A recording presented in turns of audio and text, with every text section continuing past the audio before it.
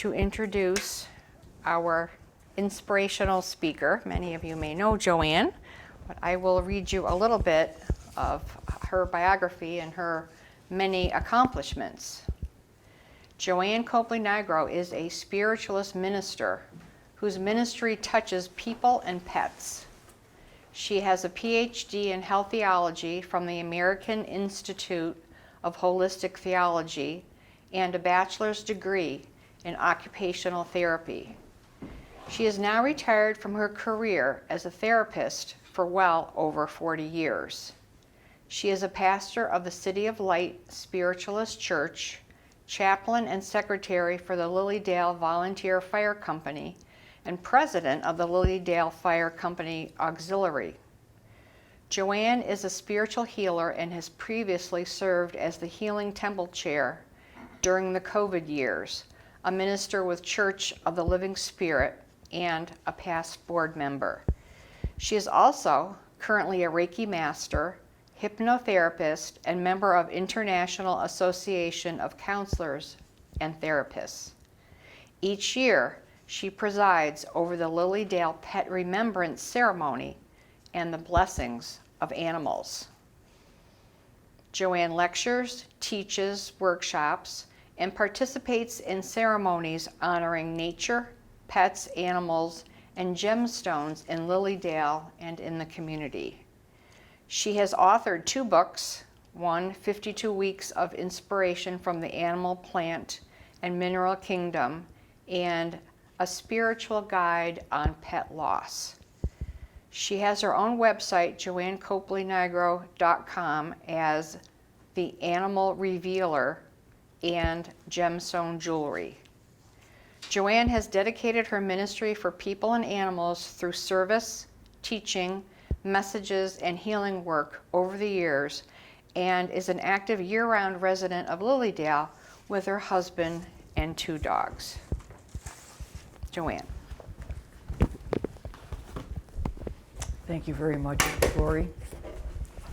And it's an honor and blessing to be here tonight with fellowship, friends here, and of course our friends online. It's such a pleasure to speak this afternoon on a beautiful sunny day. The sun has come out and we've gone, I know our topic is light and shadow, and it's kind of interesting because we've gone from many different kinds of weather today, from a couple of snow flurries in April to now the sun shining, but it's still cool. But it reminds us about light and shadow. And so my talk this evening is called The Alchemy of Becoming. It's during our darkest moments that we must focus to see the light, was said by Aristotle. It is with these times of light and shadow that the alchemy of becoming, or being you, is dependent on living a life mindfully. So what is alchemy? Alchemy is accepting everything without trying to reject or correct it. It's seeing that even the negative parts contribute to a newness or the whole in its completeness. We know that sometimes we have to go through some of these negative things in our lives to help us learn lessons and become the better people that we are. When we are aware and accepting of all that is, we are better able to live more mindfully and spiritually as we cultivate maturity and grow into our natural spiritual progression. I do believe that each of us has some kind of legacy we imprint on the world. It's a matter of acceptance and faith, along with our own motivation to continue to live each day, to discover the new meanings that emerge from a lot of times these shadows. The light is always here with us, though. The light is always within each of us. And it is with our higher consciousness that we nurture this during times from shadow to turn into light. I'm reminded of the Zen philosophy of wabi-sabi, and this has many translations, but it's often characterized by the beauty of imperfection. Wabi-sabi takes a more comprehensive view when the human body and soul see beyond the imperfections and then create something beautiful. And if any of you are crafters, which many of us are in so many different ways, we can identify with that when we learn something new. Sometimes those projects, or even it could be a recipe, in our minds come out to be these beautiful things, and they don't quite turn out that way sometimes, but it's the wabi-sabi that makes it beautiful. We know that each change in nature affects plants, animals, climate, and ultimately our lives, and to some degree. Our Creator orchestrates the beauty of seasons in nature for some reasons. With the spring, we see growth and the birth of new life. Today we've seen one of our members, Terry, out there kind of freshening up the land around Fellowship and kind of perking up the daffodils, and you can almost feel the plants smiling as they emerge. The summer, we all know, helps things grow, helps us grow here in Lilydale. The fall allows us that time to reap abundance and prepares us for the quiet introspection found in winter. And I know many of us really don't relish the winter, but it is a beautiful time. It's a beautiful time to spend with ourselves and with spirit in maybe learning new things, discovering things about ourselves, doing readings. And so I always look forward to winter for that special time to learn more. So with each change in nature, it brings us this opportunity for new awareness, a chance to be mindful to which lies before us, and the moments of shadows and light. It is ultimately an opportunity to renew our spiritual connection and develop our inner energy to change our attitudes and behaviors in the entropy of life. Entropy, it's a scientific concept that commonly is associated with a state of disorder, randomness, or uncertainty. For instance, when a substance changes from a solid to a liquid, which we're familiar with, ice turns to water, the atoms in the substance get some more freedom and it allows them to move around more. And so entropy is a way we can rearrange things. It's inside of something that keeps changing the outward state, but yet it remains unchanged. So I guess sometimes you could think of that almost like a dish of ice cream. It kind of goes through an entropy. It's this wonderful, nice-looking dessert, but if we left it out, it would be melted in a bowl. But you know what? Somehow that taste is still there. And so, we could always change our perspectives on how we look at things. And what I call it is reframing what's before us. And this reminds me of a Buddhist story. And I know many of us enjoy when the monks come to Lilydale, and I enjoy the Buddhist philosophy so many times in my life because of the simplicity and the wonderful lessons that are taught. So I'm going to share with you this story. It's called "Do Not Lose Your Good Heart." A man saw a snake being burned to death and decided to take it out of the fire. And when he did, the snake bit him, and that caused excruciating pain. The man dropped the snake, and the reptile fell right back into the fire. So the man looked around, and he found a metal pole, and he used it to take the snake out of the fire, saving its life. Someone who was watching approached the man and said, "That snake bit you. Why are you still trying to save it?" The man replied, "The nature of the snake is to bite, but that's not going to change my nature, which is to help. Do not change your nature simply because someone harms you. Do not lose your good heart, but learn to take precautions." And so there are some who never really change their nature, regardless of how good we behave with them. But you know what? Always start alert and remain alert, but keep that distance from those that are only thinking about their own benefits. Another beautiful quote was shared by Thich Nhat Hanh. He said, the purpose of a rose is to be a rose. Your purpose is to be yourself. You don't have to run anywhere to become someone else. You are wonderful just being as you are.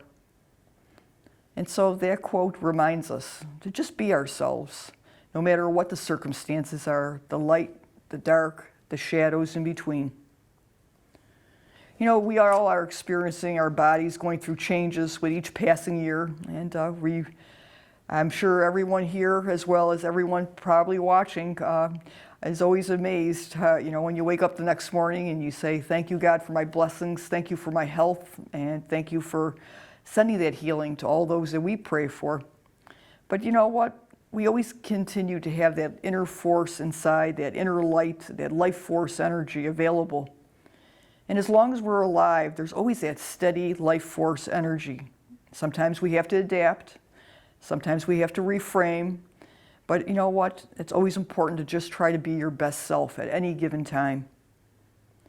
Aging can lead us to wisdom in learning how to grow and change in the midst of the shadows. The truth is that our minds can be what we believe as we adjust to the natural aging process, no matter what the age. It takes some effort and adjustment, but it can be accomplished. I've noticed in recent years that more and more we begin to involve ourselves in spiritual practices as we age. We look at life differently than what we did when we were young. With age, we have a greater certainty of what we are doing and why we are doing it. And so to age requires some grace, requires us to have more patience, gratitude, and a lot of humor, and some resilience. We are reminded of our spiritual principles and the golden rule, which help us to deal with the shadows and the light in our daily life. To treat others as you wish to be treated. It's so simple, and it would be so wonderful if everyone in the world would just do this. So through our meditations and our prayers or some sort of contemplative exercises that maybe each of us do, we extend that feeling out into the world with our thoughts, with our emotions, with our speech, and daily in our actions, trying to create that peace, that love, that healing, and accept the changes that go on. After all, something that everyone has in common is aging. And so aging, unfortunately is not the theme that many people like to talk about in a culture that values beauty and youth. Yet we are forced to see and know that we are all evolving by the years.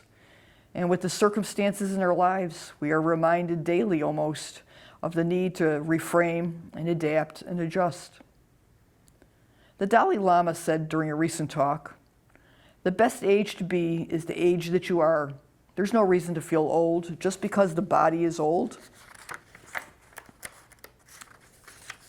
The mind can still be young and full of enthusiasm. We can have the courage to carry on with our studies and our practice."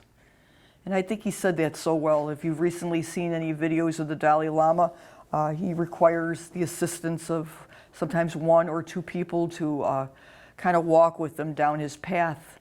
But you know what? He still has that beauty, that joy that flows from his heart, and you could feel that compassion and love that he's had for all beings for so many years. And I'm not quite sure exactly of his age, but I'm sure it is well in the mid-80s, and so he does well, and we bless him.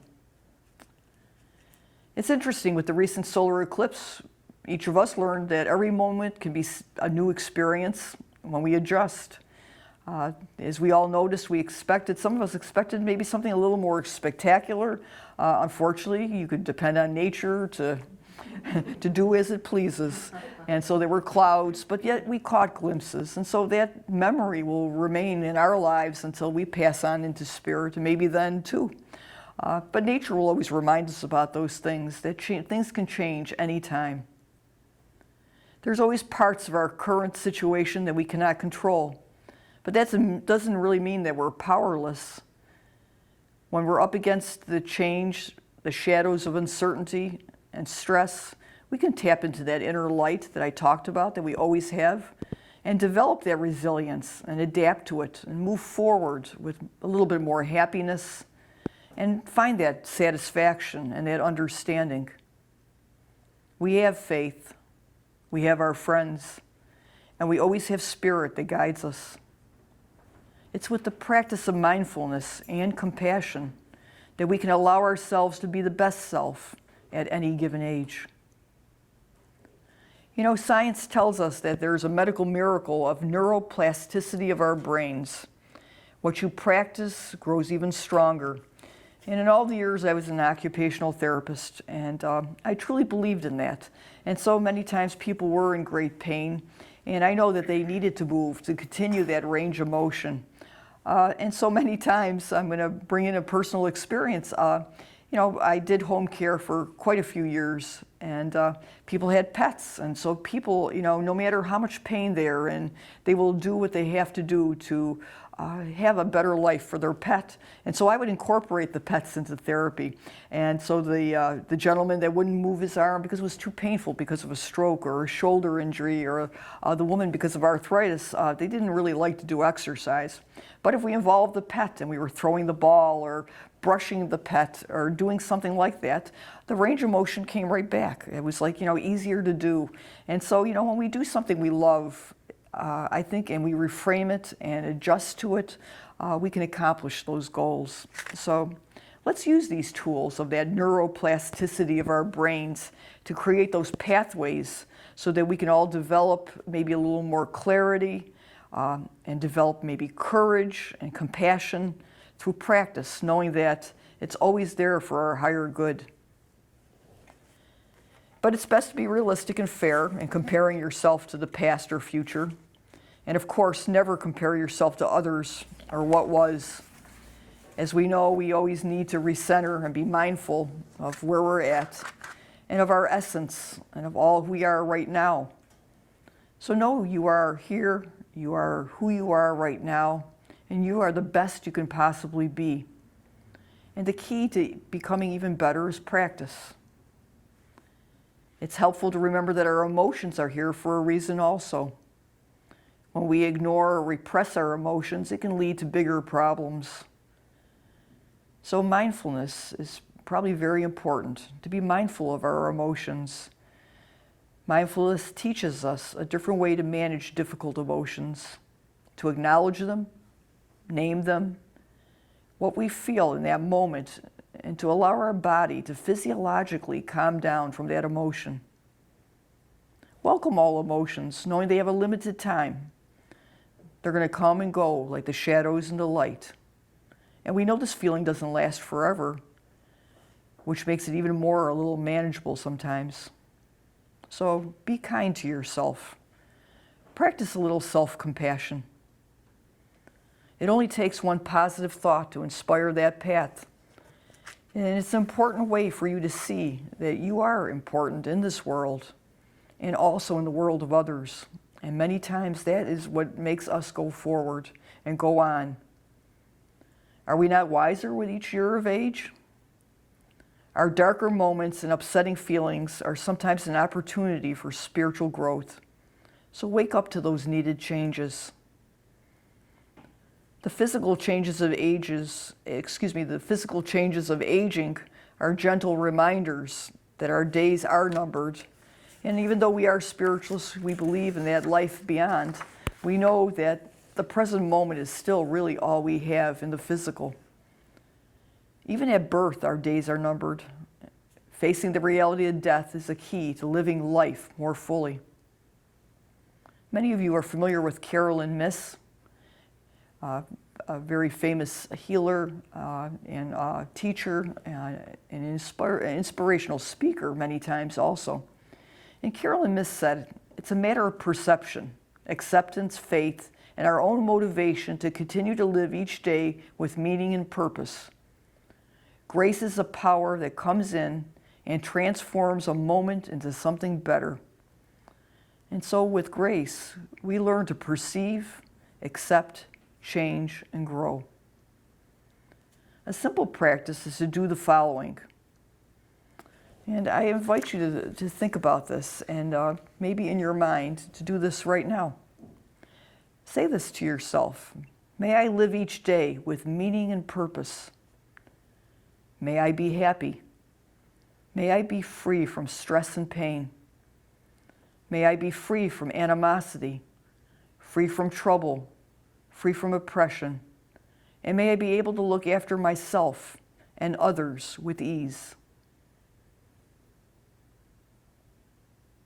Then say, may all sentient beings live each day with meaning and purpose. May they be happy. May they be free from stress and pain. May they be free from animosity, free from trouble, free from oppression. And may they be able to look after themselves and others with ease. Now see this wish expanding out from your heart. See it spreading out in all directions, out to infinity. So open your heart right now and shine that inner light that you are. Abide in that state of grace, appreciation, and gratitude. And acknowledge that everyone can feel happy, even in the shadows. Rejoice in others' happiness. Feel sorrow and pain for those that are experiencing that. And then once again, rejoice with others' happiness and connect with yourself and wish all beings well. Remember, you are a bright light in this world. Open up and receive Spirit's messages because they're really all around you. Spirit brings messages everywhere we look. Be in a place of harmony and understanding and watch how they come to you. We all have a purpose in life, and it's up to us to find it. The purpose could be anything. Anything gives our lives meaning and makes us feel fulfilled. As we focus in on our thoughts, feelings, and actions, we are responsible for our own happiness. And we know this because of our principles of spiritualism. We know that we all grow when we share in the joy of elevating others, and so elevate others to reach their highest good. Know your true connection to Spirit is the basis of how we respond to that which happens around us. When we love, we always strive to become better than we are. When we strive to become better than we are, everything around us also becomes better.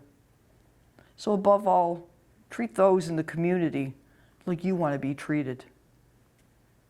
Reach out beyond your social network and help others, and allow them to feel a sense of purpose. This allows you to use your skills and energy to make a difference in someone else's life. And know that it does make a difference. So keep prayer in your life and ask for assistance from that great healing source anytime you need it. Be that channel for loving, peaceful energy. And always see that spark of divinity in others. Mother Teresa said, quote, "There is a light in this world, a healing spirit more powerful than any darkness. It's more powerful than any darkness we may encounter. When we sometimes lose sight of this force, when there is suffering or too much pain, the Spirit will emerge through the lives of ordinary people who hear a call and answer in extraordinary ways. Remember, healing happens when we choose to walk away from darkness and move towards a brighter light." And so on behalf of myself, I would say to you, may you always find that light within the darkness and the shadows, knowing that it is within you and all around you. Many blessings. Thank you.